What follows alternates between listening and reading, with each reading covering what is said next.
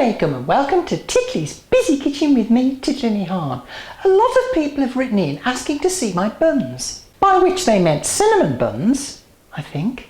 But the question is whether to raisin, see these shrivel things, delicious, put them in, or not to raisin. See these little shrivel things, disgusting, leave them out. So I'm going to do both, which, let's face it, as far as I'm concerned, is perfectly reasonable. I'll start by making the dough for my cinnamon rolls. So I've got 100 grams of caster sugar, 750 grams of good white plain flour for bread making, 250 ml of warm milk, 100 ml of warm water, 2 eggs, 3 teaspoons of dry yeast, half a teaspoon of salt and 75 grams of butter. I'm going to put the water, the sugar and the yeast in a large mixing bowl and just mix them together and then leave it to stand for 10 minutes while the yeast becomes activated. After 10 minutes, add in the salt and sift in about half the flour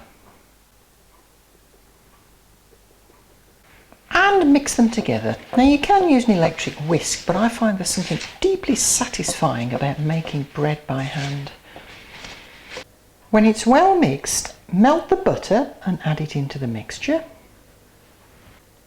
together with the eggs, the remaining flour. You can also add in a teaspoon of vanilla essence, then add in most of the milk. Just keep a little bit back, maybe a couple of teaspoons. Then get your hands in and mix it to a lovely smooth, sticky dough. The dough is really sticky and stretchy at this stage. Don't worry, once we knead it, it'll sort itself out. But if your dough is too dry, add in some of that milk that you had left over. I'm not going to knead it here. Now turn the dough out onto a floured surface and start kneading it. And you're going to need to knead it for about 5 or 10 minutes to make it really smooth and lovely. I think I've achieved total dough satisfaction. I've got a lightly greased bowl here. I'm going to pop in the dough, cover it. Now I'll put this in a nice warm place for at least 40 minutes until the dough has doubled in size. Once it's doubled in size, turn it out onto a floured surface, punch it down a bit. Now roll it out to 15 inches by 24 inches, and that's huge!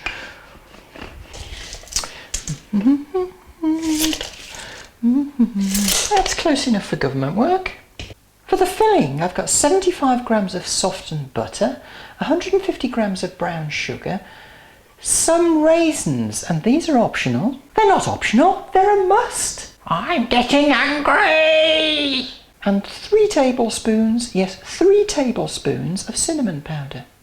Now spread on the softened butter with a rubber spatula or pastry brush and leave a 1-inch border all around the outside. Mix together the cinnamon and the sugar and sprinkle it onto the dough. Now I'm going to put currants on just 1/2, just to keep the peace.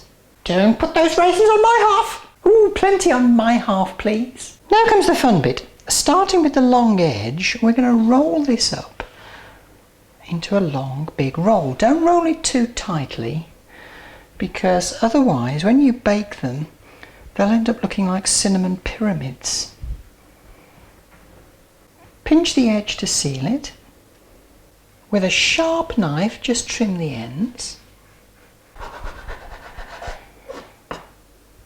Just make marks every inch along the length of the roll. And again, using your sharp knife, cut the roll into segments. So now I've got some cinnamon rolls with raisins and some without. I'm only going to cook half of these and the rest I'm going to freeze. My half looks better without the raisins. No, mine looks better with the raisins. I'll freeze these by putting them on a tray and then popping them in the freezer. And the rest I'll put in a deep baking tray, and I'm going to cover these and allow them to rise for at least 30 minutes. Woohoo! These mamas look well puffed up, so I'm going to pop them in the oven at 180 degrees C for about 15-20 minutes until they're light golden brown. Once your rolls are baked, you can either smother them with maple syrup or with a simple glaze made from icing, sugar and water, or I'm going to make a cream cheese icing sugar glaze. So I've got 100 grams of icing sugar and 50 grams each of cream cheese and butter. Blend the cream cheese and soft butter together in a bowl, then add in the icing sugar and mix well.